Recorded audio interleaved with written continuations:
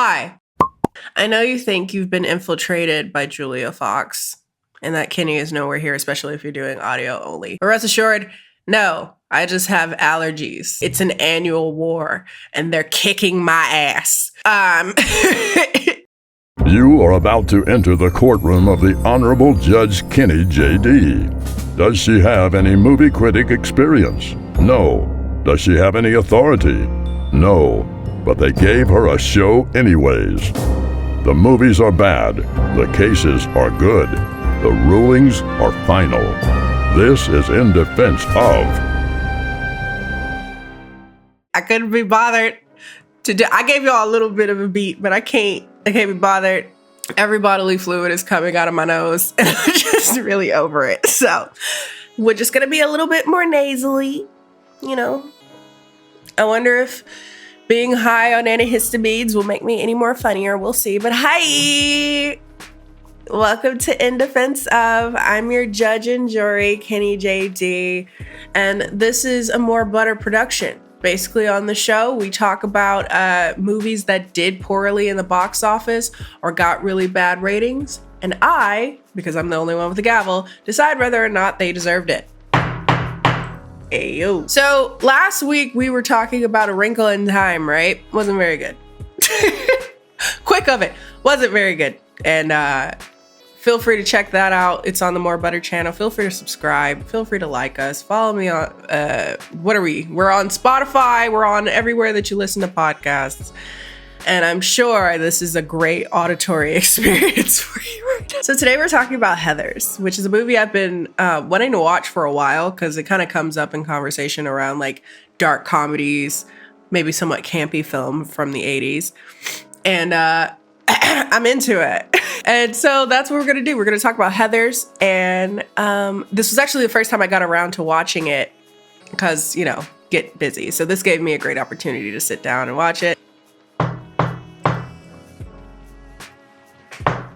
So Heathers, 1989, is an American Black comedy that also mixes elements of like teen film.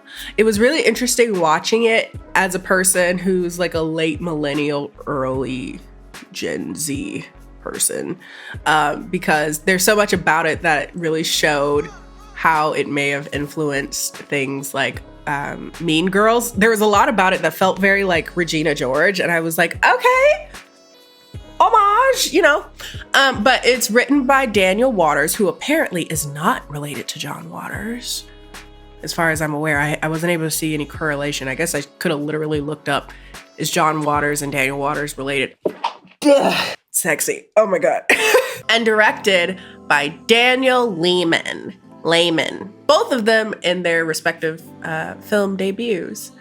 And the film portrays 4 teenage girls, 3 of whom are named Heather. And they're in a clique at an Ohio high school. As a Michigander, I'm just born with the need to hate Ohio, so just take it for what it is. One of which ends up dating the new kid in school who ends up being a murderous psychopath. And he spends the entire time staging suicides of students that go to the school. With that said, I guess we should really do a content warning. Put this in there early. Thank you, editor person. This entire movie is about suicide. So if that's something that's triggering to you, please don't watch this video or watch the movie for that matter. Now, I had actually originally heard of Heathers via the musical, actually, because there ended up being a musical made maybe several years later. And a friend of mine was like, you need to watch it. It's the most disturbing but hilarious thing I've ever seen. And the music is kind of fire. Now, did I watch that? No, I wanted to watch the movie first and then get my opinion on that later.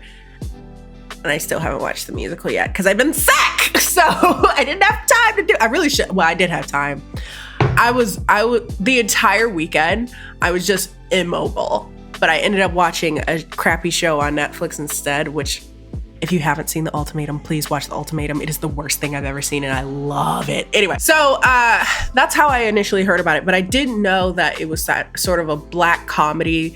Some people kind of compared it to Dear Evan Hansen, which no, no, because Dear Evan Hansen doesn't know if it wants to be serious or not. This movie is very well aware that it is a Black comedy, and it performs as such throughout the movie. We can have discussion and critiques about how it went about it and how it didn't age well in certain aspects, mainly the homophobia, but it's tonally consistent. So I don't like that comparison. But anyway, the budget for the film in the late 80s was $3 million. And Heather was released to the public in March of 1989, at which New York Pictures was going bankrupt. The film was considered a flop when it was released, earning only a little under $200,000, actually closer to like $180,000 in its opening weekend, and ultimately grossed $1.1 million in the United States over 5 weeks. Yikes. But if you've ever seen the film, it was a major loss, but I could tell immediately why it garnered a bit of a cult following, because it's just chaos. And campy people love chaos. So that's the whole point of it. So again, largely why the movie's here is not because it was received poorly critically or through audiences. 93% of reviewers thought the movie was great, and then 83% of audiences thought it was awesome as well. So it wasn't as if the people that went in knowing what the movie was going to be about didn't enjoy it. It's just nobody went to go see it. So the critical response was that Heathers was a dark, cynical, and subversive film that gently applies a chainsaw to the conventions of the high school movie, changing the game for teen comedies to follow. Which I could see that. Again, I do see a lot of references to some degree to this movie in later teen comedies that would happen later. So, okay, fair. Today's video is brought to you by Jarritos Soda. Jarritos comes in a glass bottle made with real sugar and has absolutely no HFCs. There's 12 all-natural flavors, so you're sure to find something that you enjoy, including, but not limited to, grapefruit, strawberry, tamarind, mango, and pineapple. Those are my 2 favorites, but I also love a fruit punch, and many more to choose from as well. If you would like to taste test every flavor for yourself, feel free to check it out in their Fiesta Pack, available at Walmart. Link will be down below. Big thanks again to Jarritos for sponsoring today's episode. So plot-wise, so in a high school in Ohio, there's Veronica, played by a young Winona Ryder, and she is a part of this clique known as the Heathers. She's the only non-Heather in the Heathers. Everyone's named Heather something. And the Heathers are, you know, girls named Heather who are popular, thin, beautiful, whatever. So it's Heather Duke, Heather McNamara, and the school's queen bee, who is Heather Chandler. And basically they have absorbed Veronica into their popular clique because they saw something of her. Again, is it giving you Mean Girls a little bit? Yes, it is. But Veronica is slowly getting tired of them abusing their power. She was friends with the geeks or whatever at one point and has kind of turned her back on them in order to hang out with the Heathers.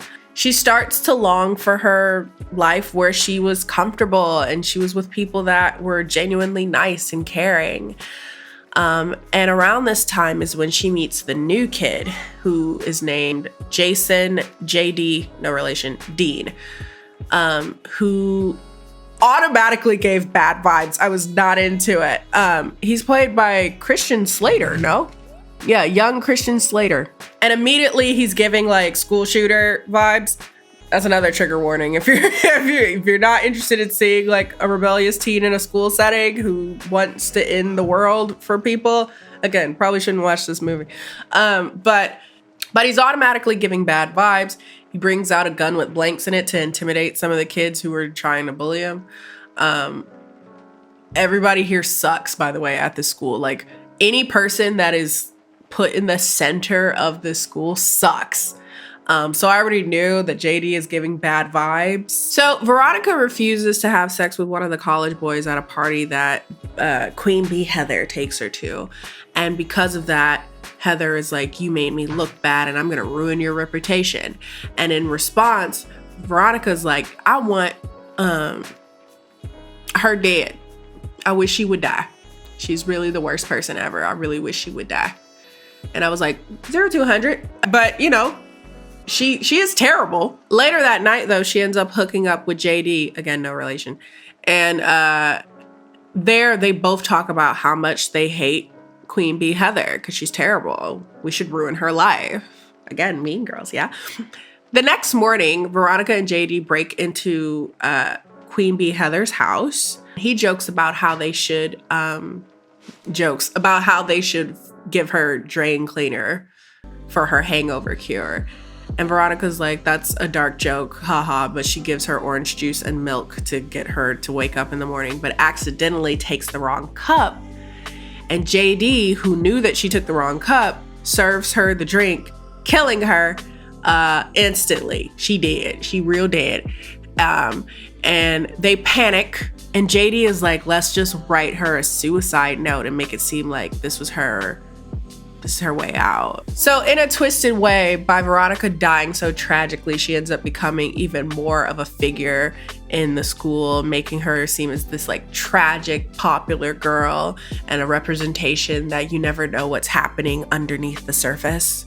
Meanwhile, one of the other Heathers, Heather Duke, ends up using the opportunity to become the next Queen Bee Heather. You know, she's the clique's new leader. You need one. You can't just go without one. Just because she did. Like, what? After original Queen Bee Heather, so Heather Chandler's funeral, Heather McNamara convinces Veronica to go with her on a date with these two, like, bully meathead guys. And Veronica's like, I'm not having sex with them. I'm just going with you because you wanted a double date, whatever. And the next day, the boys tell a lie talking about she was, like, fucking both of them in the park or some shit. And that ultimately ruins their reputation. So guess what? Guess who's the next one that's gonna need to die? So what they do is they stage a situation where she's like, yeah, I actually want to do those things. Let's go like have a threesome in the woods. And while there, her and JD come out and shoot them. Veronica thought that the bullets they were using were like tranquilizers so that they'll bleed a little bit, but they won't actually die. So she's like, so he ends up shooting one of them and he dead. And she shoots at the other one, but misses. And she's like, oh, it's fine. We scared him. And then she realized, oh, dude number one dead. So they go after him. Well, so JD goes after him and he shoots him too. And afterwards, they stage it as if they were secret gay lovers who were overwhelmed by all the homophobia around them, and that's why they were super homophobic, and that's why they had to hide their love. So they staged those as suicides as well. Growingly disturbed by JD, she finally says, I would like to end this. You a fucking weirdo. We done killed 3 people. Well, you done killed 3 people. And I'm just here, like, how am I supposed to know? It's over. JD blackmails Heather Duke, the new Queen Bee, into getting every student to sign a petition, quote unquote, that unbeknownst to her is actually a mass suicide note, and he's planning to blow up the school. Now, throughout the movie, there is a girl who is frequently bullied by the popular kids. She's a larger girl. And they've been picking on her. She doesn't really have a voice throughout the movie. And she actually goes forth and tries to kill herself, but is unsuccessful, thankfully. And weirdly enough, over the course of the most popular kids in school committing suicide, it's become like trendy at the school to kill yourself. And so she's like, what a fucking nerd. She's trying to be like all the cool kids. You dumb bitch. She couldn't do it. And I was like, it is a dark comedy. It's fucked up. Later, Heather McNamara calls the radio to discuss her depression, and Heather Duke ends up like bullying her for calling a radio show about how depressed she is. And then that Heather attempts to kill herself in the bathroom by taking some pills, but Veronica intervenes and is able to stop her from doing it. So Veronica returns home and her parents hear that JD stopped by saying that he was worried that Veronica was going to try to kill herself, and that basically alludes to him saying that he's going to try to stage her suicide. And so knowing that he's planning to kill her, Veronica fakes her own suicide. When he finds her, he's like, damn, I was trying to do it, but it's okay, I'm gonna blow the school up. So when Veronica goes to confront him in the boiler room, she notices that he has a bomb ready to detonate under the pep rally. And so she's like, what do I do to turn it off? and he refuses to tell her. He's like, we'll live in history or whatever. You know, that crazy like supervillain monologue. He's like, society, you know? And then she's like, bitch, what do we do to turn the bomb off? It ends up shooting him, and he ends up accidentally turning the bomb off, so it works out. Later, she saves the people, and outside comes JD with the bomb strapped to him, and he gives himself a personal eulogy, detonating the bomb and killing himself. As students and faculty rush outside to see what happens, Veronica goes back inside. She approaches Heather Duke, taking away the red scrunchie that signifies who the leader of the clique is, and then goes up to the girl that was bullied, Martha, that almost took her life. She goes up to her, invites her to prom, and that's the end of the movie. They're besties now. She's the good one, theoretically. And that's the end of the movie. Defense. I don't know how I feel about this movie. As a person who likes dark comedy, I do like this movie. I think it hits a little close to home in 2022 in some ways, but I think maybe that's why it's in some ways kind of a respite from, I guess, the real life things that have happened over the years in regards to like violence in schools. It is a dark comedy. It's not trying to play, I think, as something, my knee jerk is to say moralistic, but that's not the word I'm looking for, because there is a moral in this movie, but I think it's meant to be tongue-in-cheek about society, you know, ironically. I'm not gonna lie, I think it's a little harder to swallow in 2022 with all the conversations we have around school violence and stuff like that. But I think that's why it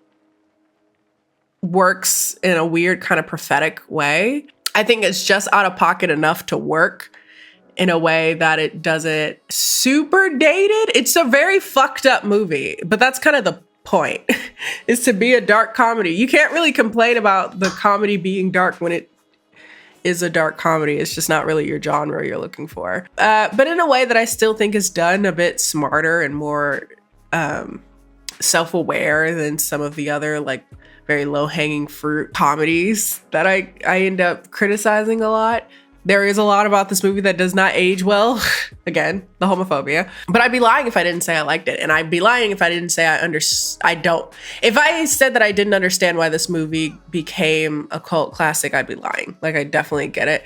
I am curious to see the musical. From what I hear, that one is somehow even more out of pocket. Again, now that I'm looking at it retrospectively, I'm like, oh yeah, so this is like roided up Mean Girls, or I guess in the other direction, Mean Girls is a chiller version of Heathers.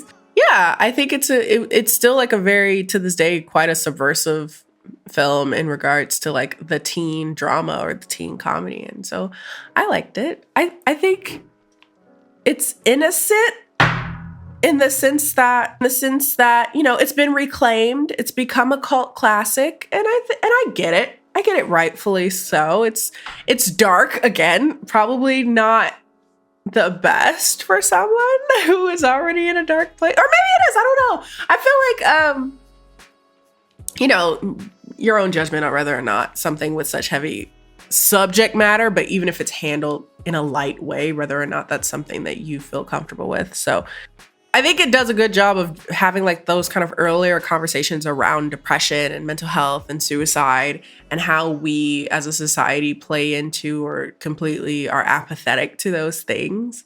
And I think in a way there is something very sophisticated to be said in regards to this movie. And it's also darkly funny. There are elements of this movie that are fucking hilarious. That's my defense, because I have so many histamines in my body right now. I am barely conscious. So I'm going to end it there. This is probably going to be a short one because we're going to edit out all of my sneezing. But I'd love to know what your thoughts are if you've ever seen Heathers. It's actually on Tubi for free. That's where I watched it. I told you, all the best and worst things go there to die. But watch it if you've never seen it and you think you can handle it. I think it's a good movie. I think it's, again, very fucked up, but that's the point. And if you have seen it, and you agree with me or disagree, I'd love to see it in the form of an objection in the comment section. Go forth, jury. I said jewelry. Jury, go forth and give your opinion. Again, feel free to follow us on YouTube, subscribe to us here on YouTube, get us to 20K. I don't know if we're there yet by the time you see this, but get us there.